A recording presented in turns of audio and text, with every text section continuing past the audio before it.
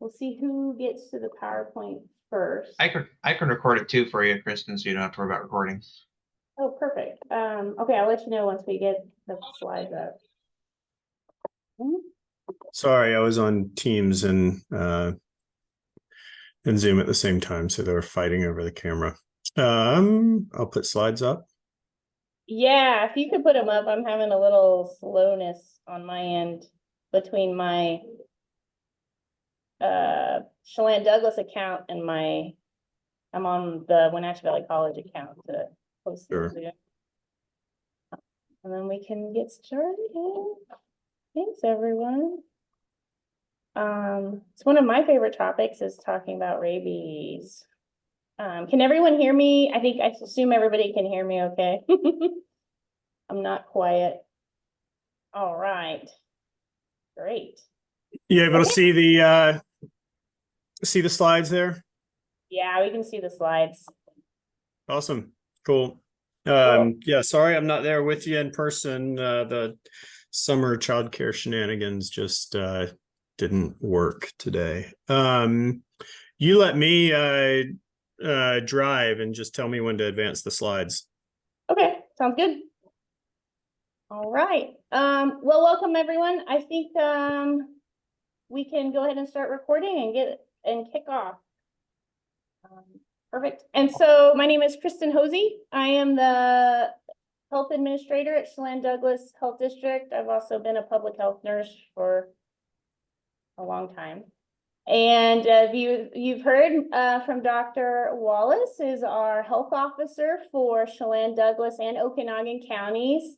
And today we also have special guest, Margot Lopez, who is a medical assistant and one of our disease investigators at Chelan-Douglas Health District. So next slide. And a special thank you to our host, which is the Central Washington Area Health Education Center, or AHEC, at Wenatchee Valley College. If you have never heard of an AHEC before, they've been around since, I want to say, the 70s. It's a national, yeah, 1971. It's a national program, and a big goal of that program is to recruit and train up and get folks interested in healthcare. And getting providers and healthcare professionals in rural and underserved areas is a big part of that as well. And so thanks for hosting, again, our Notifiable Conditions series at Wenatchee Valley College. So as mentioned, this presentation is being recorded. And so sign in for folks that are in the building. And we host these also at Wenatchee Valley College in person for folks if you want to go to the next one. And we have food here. And then for folks that are bathrooms down the hall and handouts, and I think everybody here is familiar with that. If you're on Zoom, put your name and title of your organization in the chat. And please stay muted, and you can write questions in the chat and we'll zip through our presentation and we can take those at the end. So a big reason we started this process is so that we could really look at conditions that are notifiable. So for a notification to the public health. And so our outline for today is that we're gonna just do an overview of notifiable conditions and then start talking about rabies epidemiology, presentation and treatment and control measures, learn from our disease investigators some examples, and then discuss what public health does. Next slide, please. And so notifiable conditions. This is a Washington Administrative Code. It's a WAC in Washington that the following groups are actually required to notify public health authorities at their local health jurisdictions. So if you live in Chelan and Douglas, that's us, of suspected or confirmed cases of certain diseases and conditions. And so those individuals that should be notifying us about conditions are healthcare providers, healthcare facilities, laboratories, food service establishments, depending on the condition, child daycare facilities, schools, and sometimes there's other groups as well. So next slide.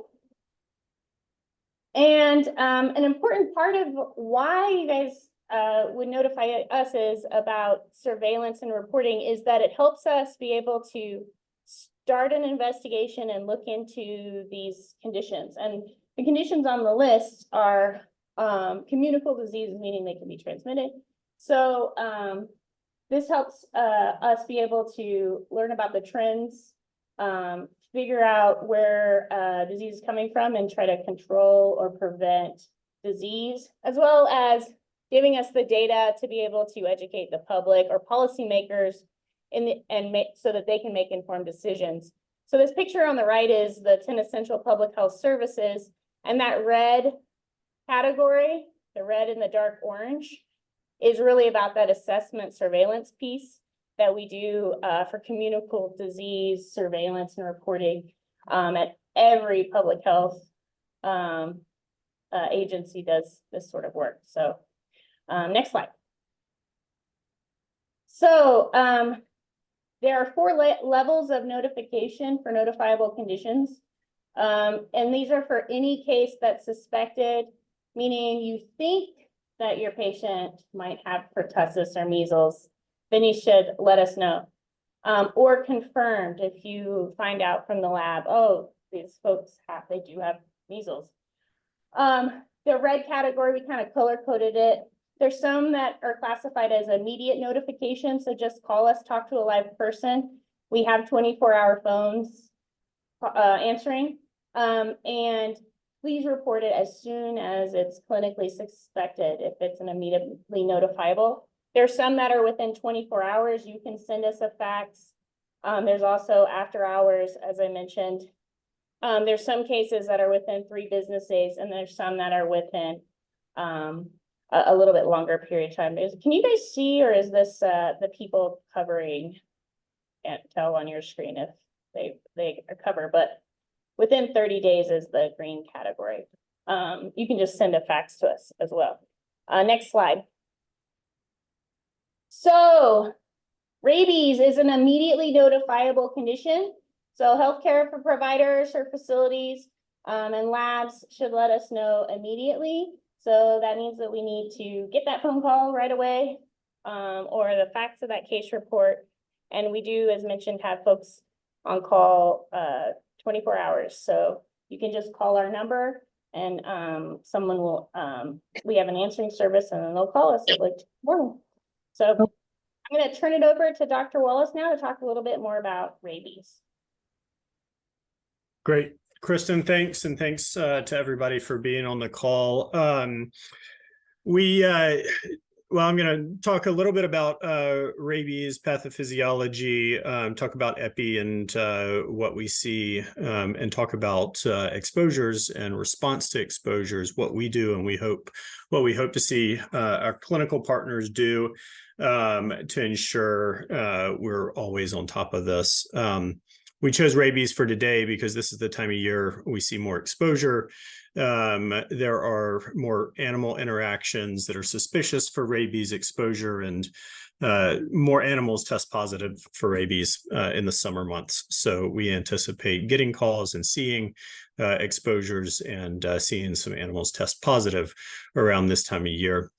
It's a well-known and probably one of the most well-studied illnesses in history. It was known to be a zoonotic illness, an illness that jumps from animals to humans and back and forth, well before anyone understood that that is the case for things like influenza, anthrax, and plague.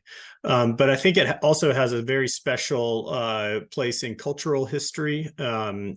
In talking about preparing, Kristen shared this book on the right with me, Rabid. It's on my Audible list right now. I'm listening through it, and there's a lot of truth in how deeply this illness kind of gets into the human psyche and has for over 4,000 years. It's documented in Eastern, Middle Eastern, Greek, Roman, all these ancient texts. The name of the virus, Lissa virus, given to the virus that causes rabies, has its root in Greek. It was the god or the goddess of madness, rage, and fury, but also was the term that used to describe inhuman animal-like activity, oftentimes behavior seen on battlefields. It's a unique illness in the sense that we can prevent it, and it's 100% preventable even after exposure if we apply the appropriate use of vaccine, immunoglobulins, and medical treatment. But too often it's missed or not cared for appropriately throughout the world in developing countries because of poverty, socioeconomic, political, environmental instability. It's a serious disease and considered a neglected disease. Washington DOH TB Echo. When they have doctors on the evening, they Gay, switched you got a from hot mic. Zoom to Teams. That's what it is too. Yeah. Okay, thank Hey, you Gay, so would much. you mind? Gay, would you mind muting? Thanks. Appreciate that. I think it falls into the realm of neglected disease in the United States and in our local health jurisdiction if we're not responding appropriately. So I wanted to share this presentation in hopes that we continue to do a really good job and find opportunities to do even better when we're working with our patients and the public who may have exposure to rabies. On a global level, it's a serious health threat in over 150 countries, most of those lesser developed without access to vaccine and appropriate supplies to respond to exposures. Deaths occur frequently, by one count every 9 minutes across the world. And 40% of those cases and deaths are in children. And nearly all are caused by dog bites on a global level. We consider the global burden of disease when we're working with individuals and animals who might have been imported and individuals who travel, either returning from travel or going to travel that may need vaccine for protection if they're traveling to areas with high rabies incidence. In the United States, it's a much different picture. We see fewer than 10 deaths per year. We've gotten very good at identifying exposure, administering post-exposure prophylaxis. And then with animal vaccination requirements, the majority of cases we see in the US come from interaction with wildlife. So bats are known to carry rabies in all states except for Hawaii. In the Midwest and California, skunks carry rabies, foxes carry rabies in the Southwest. And then back east, rabies is common among raccoons in addition to bats. Here in Washington, we've got a really strong surveillance program that's a partnership between Department of Health, Agriculture, Fish and Wildlife, and then veterinarian partners. So in the past 35 years, almost 17,000 animals have been submitted for testing. 570 of those test positive. And in all that time, only 4 animals that are not bats have had a confirmed positive rabies test. So we've had 2 cats, 1 horse, and 1 llama with rabies over the past 35 years. All the rest are bats. So last year in 2023, the state tested 332 animals, 16 bats were positive. So that's 7.5% positivity of those animals that were tested. It's consistent and actually a little bit lower than neighboring states in British Columbia. And in those states, they're also testing bats and don't have other animals. So the likelihood that another animal would bring rabies into Washington state is very low. Last year in Chelan-Douglas, we had 3 bats that were submitted and tested positive for rabies. And all of that surveillance work has led to really good reporting. So colleagues at Department of Health released a report in 2018, and a lot of their observations are consistent with what we see. That is that we see most frequent rabies animals submitted for testing and who test positive occurring May to October, with a bit of a spike in July and August. The behaviors exhibited by animals that test positive are typically abnormal behavior for that species of animal. So the animal might appear injured, might be biting, specifically biting humans when they usually don't do that. Bats specifically might be found in water, which is abnormal.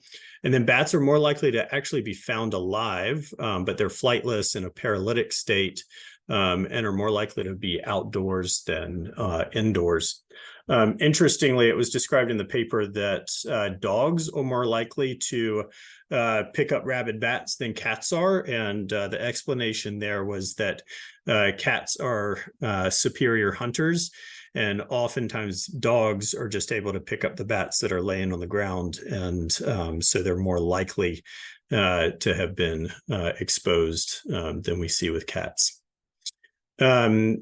Exposures in humans, fortunately, have resulted in rabies cases only 2 times since the 1950s.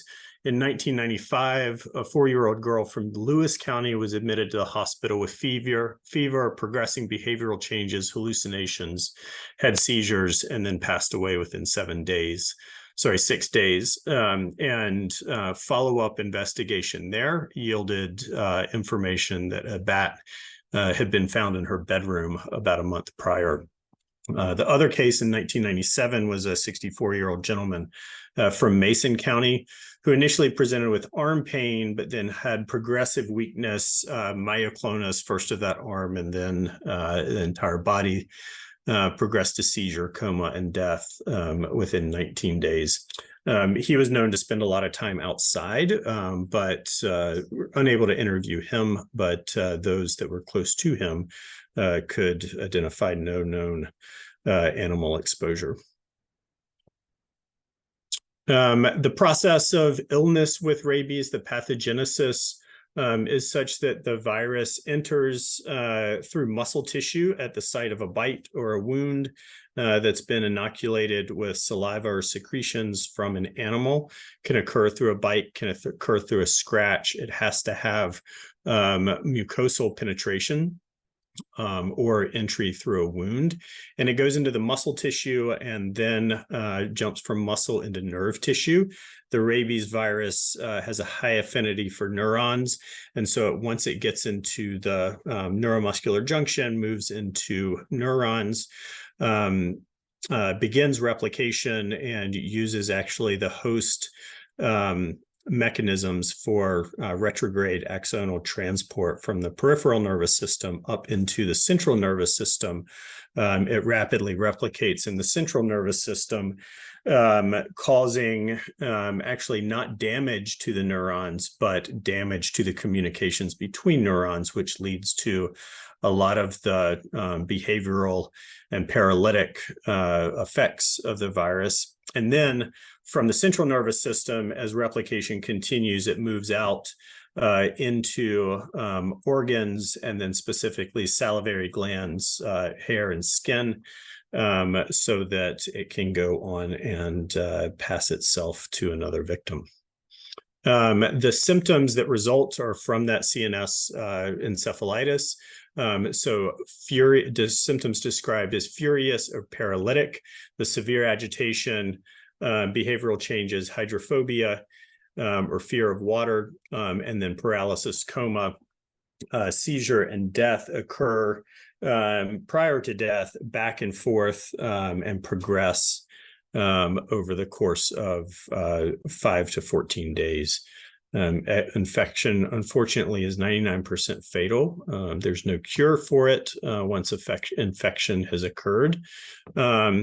And we know a lot about the incubation period, the period of contagiousness, and that even though it doesn't help us treat rabies, it helps us administer appropriate preventive measures. So the incubation period is typically 3 to 13 weeks.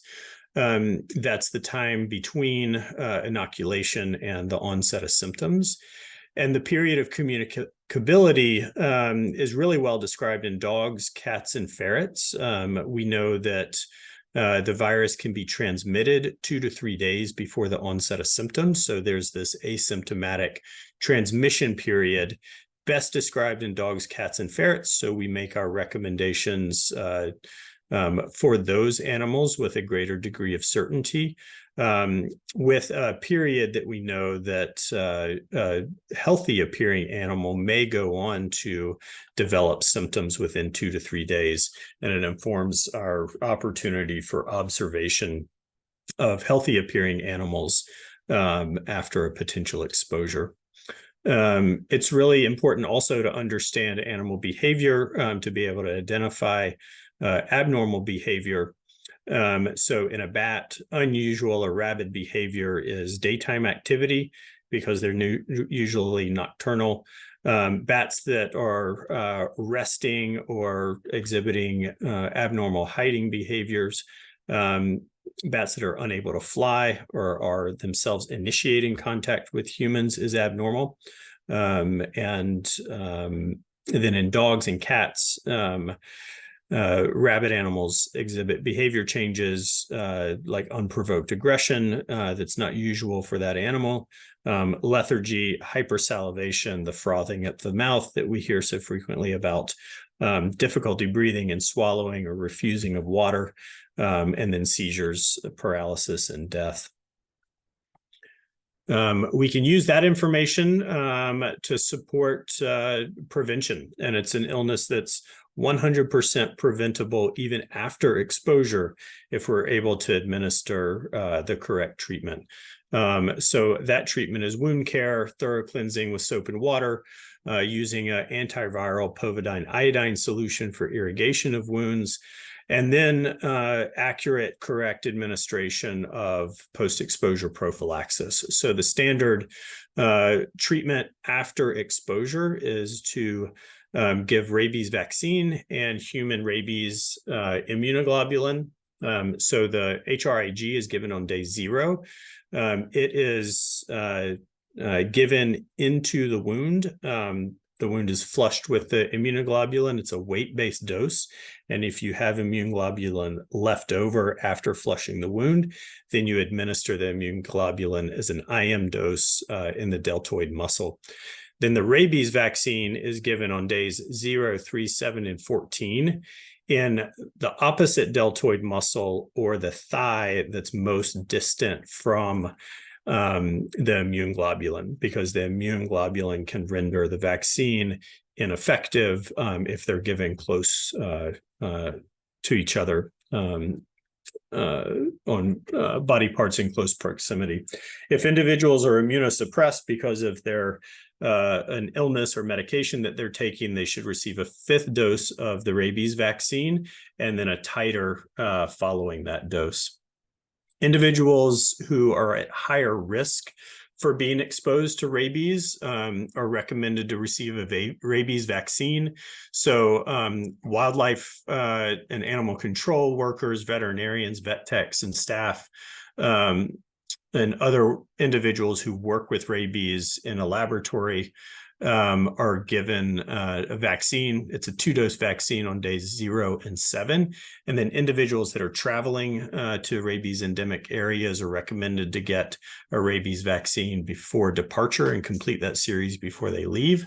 And then interestingly, individuals who, because of work or their recreation, spend a lot of time in caves are also recommended to get rabies vaccine. For continued exposure, so because of occupation or because of continued activity, there's a concern for continuous risk of exposure.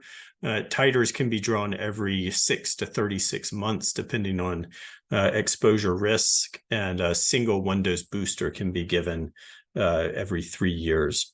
So for people that have received that pre-exposure prophylaxis, the vaccine to prevent rabies should still get post-exposure prophylaxis, but they don't need the immune globulin, and they only need 2 doses of the rabies vaccine.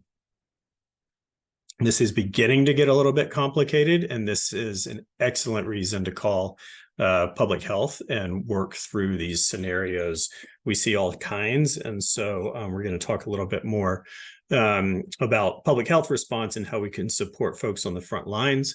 But the appropriate response in the clinical setting, when you have a patient come in with a suspected rabies exposure, if it's through a wound, first administer routine, usual, appropriate wound care. So cleaning with soap and water, irrigation, debridement, removing foreign bodies using that povidone iodine solution, antibiotics as necessary to prevent other illnesses if infection risk is high, and then certainly tetanus if the person's not up to date on tetanus vaccine. And then the next step is to appropriately identify and report immediately to public health a concern of human exposure. So steps that a clinician would take there are identifying where the inoculation site is. Is it a bite wound, or is there direct contact where there's an open wound, a scratch, or mucosal contact with potentially infectious material from an animal? Other key information to collect is the type of animal species, where the animal was, both within the local geographic region, and whether or not the animal might have been imported from an area with endemic rabies. Noting the animal behavior, the circumstances around the injury, was it provoked or not provoked? Whether or not the animal was vaccinated, if it is a domestic animal, and then whether or not that animal could have been exposed to another rabid animal is all important information. As I said before, sometimes if an animal can be safely quarantined or safely confined and observed for 10 days, for a dog, cat, or ferret that we have the most information on, that may be a consideration that we talk with the healthcare provider about. After the determination that exposure has occurred, then we administer PEP. It should be available in all of our emergency rooms, and the healthcare provider can then make the plan with the patient for follow-up. We'll also talk about testing animals. Testing does not need to be conducted on all animals, but if it influences care or might result in deciding to treat or deciding that treatment is not necessary, then capturing the animal if it can be done safely and submitting the sample for testing is certainly appropriate. So I'm going to talk just in general about our public health response and then let Margot share a case from the work that she's done. So as Kristen said, we have a 24-hour call line. The immediately notifiable conditions should go to that line.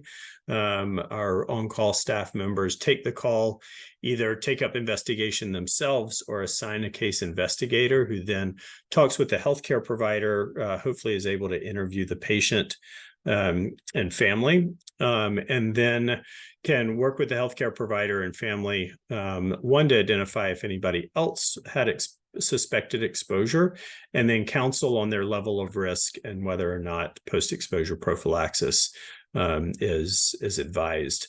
We can also facilitate animal control for capture, euthanasia, confinement, if necessary, and then we can help work out and facilitate the transport of the animal or tissue from the animal for transport to Washington Public Health Lab or Washington Animal Diagnostics Lab.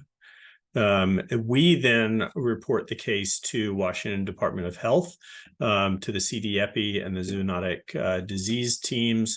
We've reported as a confirmed exposure if there's exposure to a human with a lab positive test of the animal, or if based on a risk analysis, post-exposure prophylaxis has been our recommendation. If we're unable to assess risk, but post-exposure prophylaxis has been given, we report it as a suspected exposure, but then we're not required to report, or we don't report if animal testing comes back and the animal's negative. If after 10 days of observation, the animal is still healthy, again, only for dogs, cats, and ferrets. And if post-exposure prophylaxis is not recommended based on disease or risk assessment, but the patient wants to take post-exposure prophylaxis and it's administered, those cases are not reportable, or certainly if there's no exposure, we don't report that. So I might stop there. I can stop sharing my screen and then restart, but Margot, would you like to tell us about one of your cases you've worked up? Yes, can you guys hear me okay? Yeah, thank you. Okay, great. Yeah, so I have a couple cases that I would like to go over. So first of all, good afternoon, everyone. My name is Margot Lopez, and I'm a medical assistant here at Chelan-Douglas Health District, and I do disease investigation. Today, I want to share my experiences and highlight the importance of collective effort in addressing rabies. So every day, basically, I receive numerous calls from concerned members of the community. These calls can range anywhere from encounters with gophers and raccoons to more familiar pets like cats and dogs, and most frequently, bats. And each and every call is unique, representing an individual or a family seeking guidance in what can be a frightening and confusing time. Um, Bats are a frequent source of concern. I receive, again, numerous calls from individuals who find bats in and around their homes or have had potential contact with them. Each situation requires a careful assessment of the risk, such as determining whether they had direct contact or if someone was sleeping in the same room with a bat. These nuances are crucial in deciding the next step, such as asking them to safely capture the bat for rabies testing, and evaluating the need for post-exposure prophylaxis. One example that I had was I once received a call from a mother whose young child discovered a bat in their bedroom. She was understandably panicked and uncertain about what steps to take. In such moments, my role is just to provide a calm, informed voice. I guided her through the process of safely capturing the bat for testing and advised her on the importance of seeking medical evaluation for her child, um, emphasizing the need of post-exposure prophylaxis since the bat had been found in the sleeping area where the child had been and was not able to vocalize whether they had any contact with the bat. Another case that I have worked on in the past is a call from a pet owner that called me in distress because his dog may have had contact with a bat that he had found on his property. He was worried about the risk of rabies transmission, and I ended up reassuring him by explaining the typical behavior of rabid animals, which the bat was not um, representing, the importance of observing his pet for any signs of illness, and most critically, that he needed to keep his dog's rabies vaccine up to date. Um, these conversations often involve educating the public about preventative measures they can take themselves and for their pets. I often get asked from members of the community if rabies vaccine for pets are necessary. I always respond, hey, you know what? It's like wearing a seatbelt. Better to have it and not need it than need it and not have it. Not to mention, I always um, uh, say in there that there is also a WAC that requires all dogs, cats, and ferrets in Washington to have up-to-date rabies vaccines. Through these interactions, I've come to appreciate the significant impact that we can have on public health. Each call is an opportunity to educate, reassure, and protect, whether it's guiding a worried parent, advising a pet owner, or collaborating with healthcare providers, veterinarians, animal control. Our collective efforts are crucial in preventing the spread of rabies and ensuring the well-being of our community. Thank you, and that's all that I have for today. Strong work, Margot. I think some of those comments could be applied to all the work that you do. I think it's a lot of collaboration. It's a lot of education and a lot of sometimes providing reassurance or really giving a very clear kind of stepwise pathway of how to seek medical care. For our healthcare providers, I know you do a lot of advice and education on appropriate administration or appropriate collection and processing of labs. And so you're one of many of our very valuable resources that come into play with notifiable conditions. So thank you. And may have a good opportunity for some discussion and questions here in a minute. I'm going to see if I can get back onto this.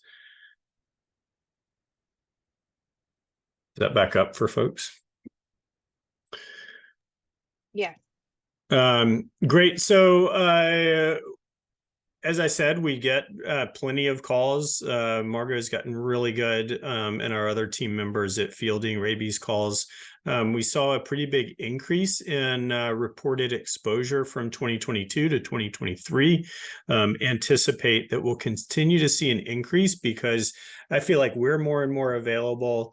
Our partners are getting better and better at notifiable conditions. And I think in some discussions, we've realized that a lot of notifiable conditions go unreported. So I think the more reports we get, the more helpful we can be, the more we can follow those WACs, but more importantly, the better service we can provide and collaboration we can create with our partners. So we enjoy taking the calls. We want to take more calls. We love being able to help healthcare partners do their job to help patients and work together to help the public.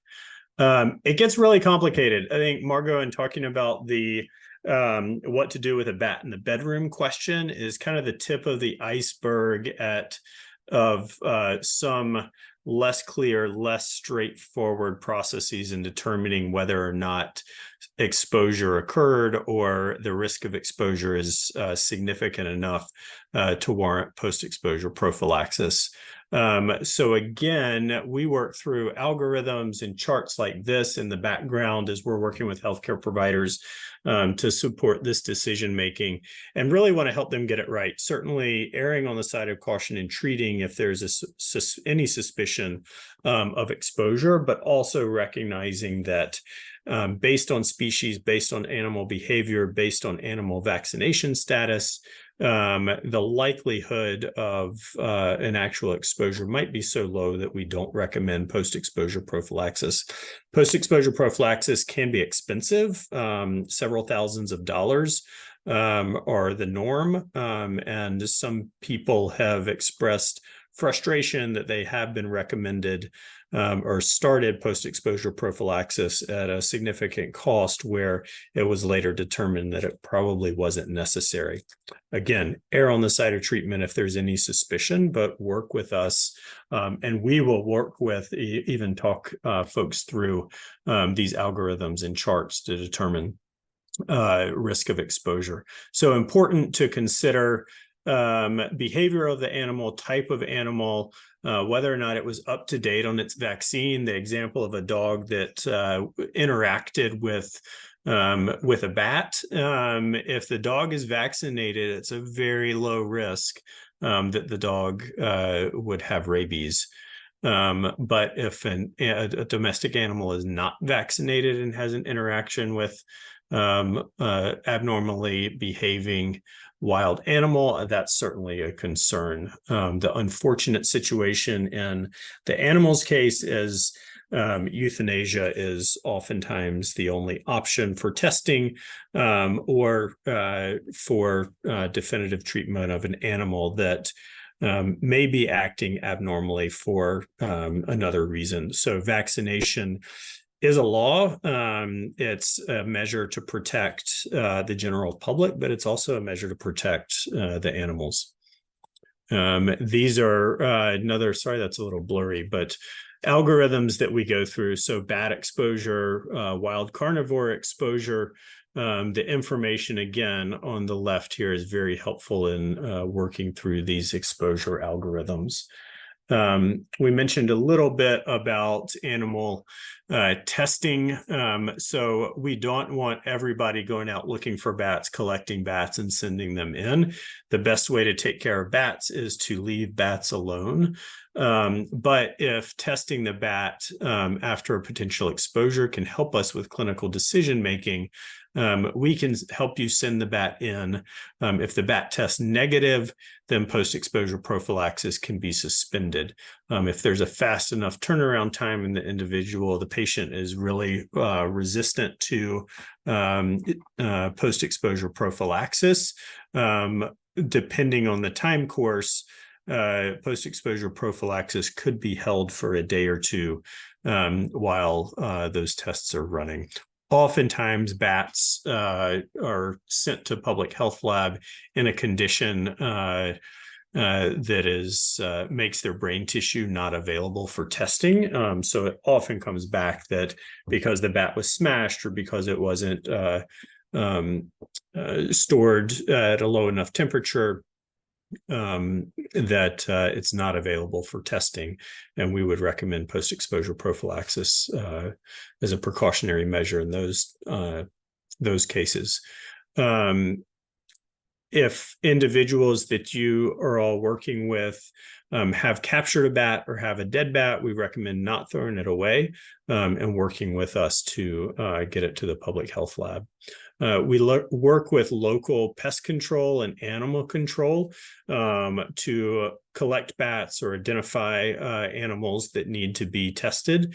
And then if euthanasia is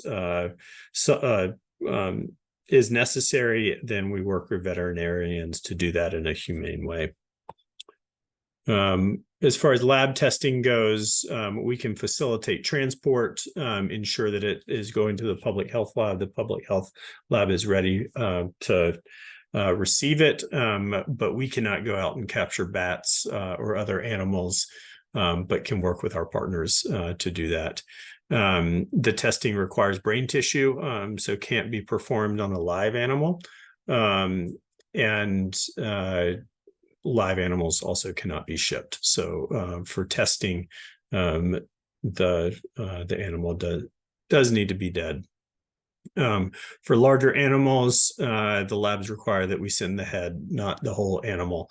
And those of us who have worked with patients and the public and animals have had experiences in transporting a portion of the animal, not the entire animal.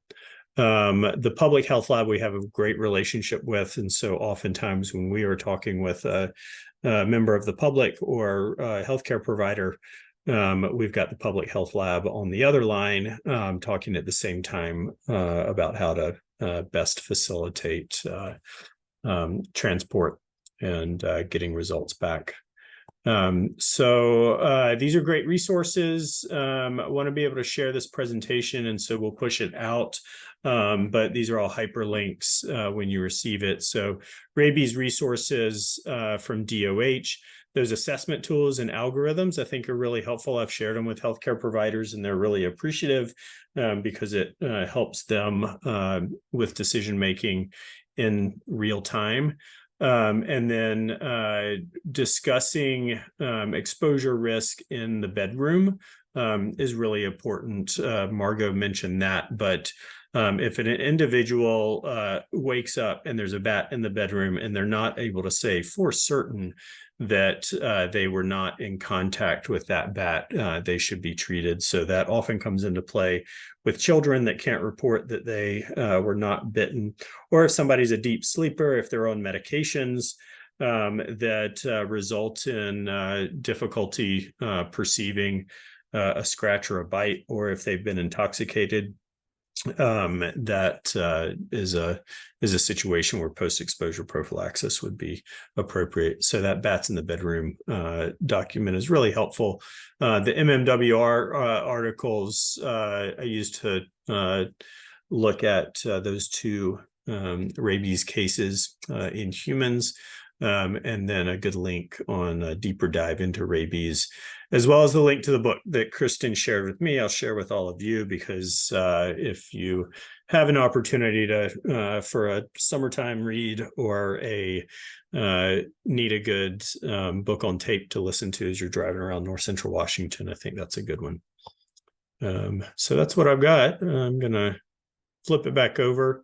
Would love to hear questions or thoughts people have. If anyone has questions that have come up as they've worked with rabies in their facilities, or with healthcare partners, or with the public, we'd love to hear questions and talk more about it.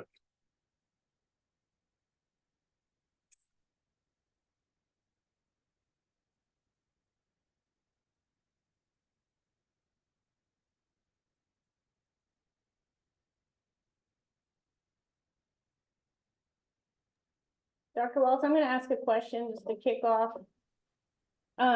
What's the most interesting or animal that you have been asked about, an animal bite or animal exposure from anyone around concern about rabies exposure? I actually saw when I trained in North Carolina, had a lot of raccoon suspected exposures. And so, raccoons are everywhere. They're everywhere in Washington, but they don't carry rabies in Washington. But whether it's around a campsite or raccoons chasing people back into their houses, that's definitely something that you hear in Eastern United States. It's a mammalian illness. And so people, I think, sometimes worry about snakes or reptilian species having rabies. That's a firm no, easy answer to give. But there are very interesting cases out there. We don't have case reports on those 4 non-bat species that have had rabies in Washington in the past 35 years, but I'm really curious about the rabid llama. That's what we were saying in here. Imagine packing that up, sending that to the public health lab. Cool. Other folks?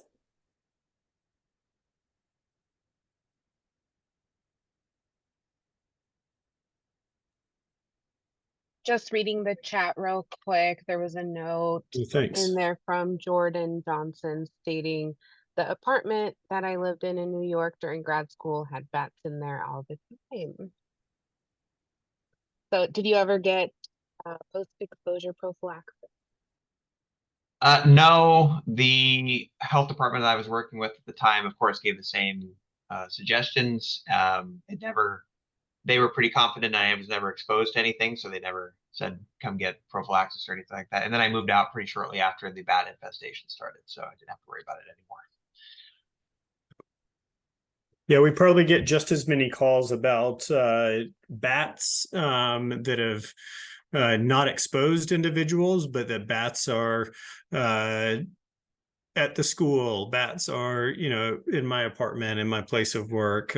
We had a bat at Chelan-Douglas Health District in our office, or in the stairwell last year. And so it's certainly appropriate to call pest control and get those things out of harm's way. It's probably more harmful for the bat than it is for people, but certainly want to distance ourselves from bats every chance we get. I think it's also a point of advocacy for folks that live in apartments or renting houses, or might not normally have ownership over the place that they live, that they really need to be supported by their landlords in ensuring that their exposure is minimized. So we had a question in the room, and I thought it would be better to ask the of you. So if your pet is not vaccinated and they bite someone, or what would that was the question, right? What do you do after that? What happens? Yeah. Yeah. So I think that we actually get those questions pretty commonly. One, the animals should immediately be vaccinated. But the questions come up, what's the likelihood that that animal had recently been exposed to rabies? I don't think it is easy to constantly monitor what dogs and cats and domestic animals are doing. And in the places we live, they're often putting themselves in situations where they could be exposed to a bat or another animal. The question always arises whether or not their attack or their bite was provoked. Was it normal play with the dog, or has this dog become different in its behavior? Has it is it acting abnormally? Is it more aggressive, or had a change in its behavior? And the reason that for dogs, cats, and ferrets specifically, that we say if the dog can be safely confined and observed for 10 days, you have that amount of time to know whether or not the dog is going to develop symptoms of rabies. If it has rabies, it will develop symptoms of rabies within 10 days, if not die within 10 days. If you want to push it, you can wait to get post-exposure prophylaxis until the animal exhibits behavior. I think our recommendation, if it was not provoked, if it was abnormal behavior, would be to go ahead with post-exposure prophylaxis, observe the animal, and then if the animal does not progress in its symptoms, not show signs of rabies, and you don't want to euthanize it and test it because it bit you, then you can discontinue post-exposure prophylaxis after those 10 days. Thanks. All right. Just looking at the time, I want to do one quick plug before you guys log off. We do the Notifiable Conditions series quarterly, and so our next one will be on November 7th. It typically is the first Thursday, so if you're ever kind of counting out the months, that's how we've done it this year. We'll send out the PowerPoint presentations if you're signed up on our listserv. If you want to be signed up, drop your name or comment in the chat and we can add you to that group. So November 7th, and that's at noon, and topic to be determined. But if you have topics that you want us to present on, you can always contact us or drop something in the chat. Some of the topics we'll ask more experts to come in depending on the topic that you are interested in, but things like rabies we see all the time. So yeah, any last questions before we log off? Okay. Well, thanks everyone. Thanks, Dr. Wallace. Thanks, Margot. Yep. Margo, thanks so much. Thanks to everyone for being on the call, and let us know if there are interesting topics we could share in future meetings. Thanks, everyone. Yeah.